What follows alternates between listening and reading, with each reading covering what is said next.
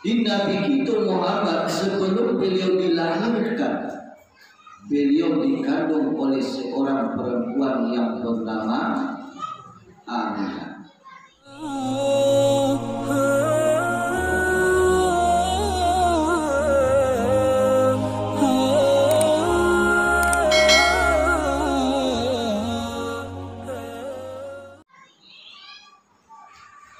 Ibu Nabi Aminah. Ayah beliau bernama Abdullah, ibu bernama Aminah. Sewaktu Aminah mengandung Nabi Muhammad, selama 9 bulan Aminah mengandung Nabi Muhammad, Allah kasih Aminah keistimewaan. Allah bedakan daripada perempuan-perempuan yang ada di dunia. Jadi apa keistimewaan yang pertama? Selama 9 bulan Aminah mengandung Nabi Muhammad Pakmu, dan Aminah tidak pernah merasa baik, tidak pernah merasa sakit. Kalau Aminah di situ baru lebih. Oh ya Aminah, kalau Aminah di situ waktu mengandung dulu Pakmu kilo-kilo. Ada terasa lewat barang sakit itu pasti ada. Kalau ibu Rasulullah, ibu Nabi kita Muhammad, sewaktu beliau mengandung Rasulullah, Allah beri keistimewaan itu. Seakan-akan biasa saja, tidak merasa balik, tidak merasa sakit. Sebagaimana riwayat itu dijelaskan di dalam kitab Majmu' Maulid.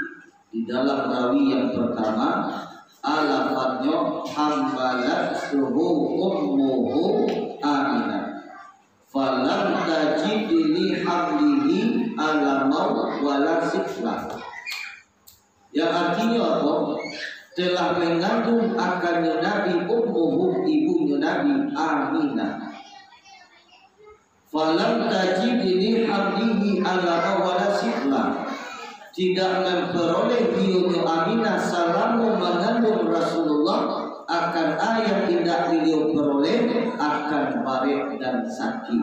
Di Aminah seakan-akan biasa saja, pawit gadang tapi tidak menjadi beban, pawit gadang tapi tidak merasa sakit. Kok Allah beri keistimewaan. Dan kedua, selama 9 bulan Aminah mengandung Nabi Muhammad, 9 kali Aminah dikunjungi oleh Nabi Allah. Kalau Aminah di situ pernah Nabi rumah kan dua bulan. Tak pernah. Yang kan Nabi ulama guru-guru ulama itu di rumah. Tak pernah. Kok keistimewaan. Di bulan yang pertama datang kepada Aminah Nabi Adam alaihi salam. Di situ Adam bagi tahu kepada Aminah, wahai Aminah, pada saat ini engkau sedang mengandung ruh dan sangat alim, budak segala ilmu. Wahai Aminah, jagolah, peliharalah kandungan engkau. Baru tahu Aminah dalam keadaan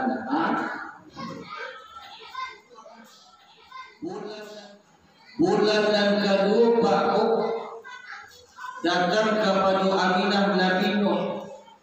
Bulan dan ketiga Nabi Ismail. Bulan dan keempat Nabi Ibrahim. Bulan dan kelima Nabi Musa. Bulan dan keenam Nabi Ismail. Bulan dan ketujuh Nabi Daud. Bulan dan ke-8 Nabi Sulaiman. Bulan dan ke-9 Nabi Isa alaihi. Seluruh Nabi yang datang kepada Aminah, beliau meninggalkan amanah. Apa amanah yang beliau tinggalkan?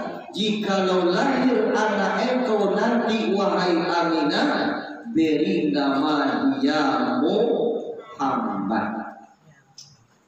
Itu dijelaskan di dalam kitab Majmu' Maulid.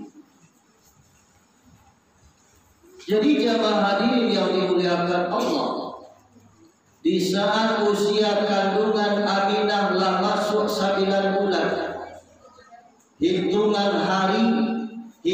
hitungan jam, di saat detik-detik Rasulullah akan dilahirkan, di situ datang Isa kepada Aminah.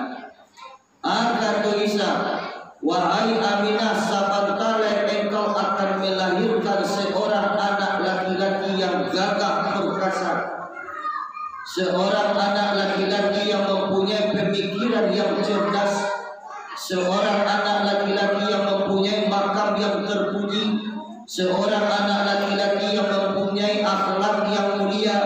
Jikalau lahir anak engkau wahai Aminah, beri nama dia Muhammad.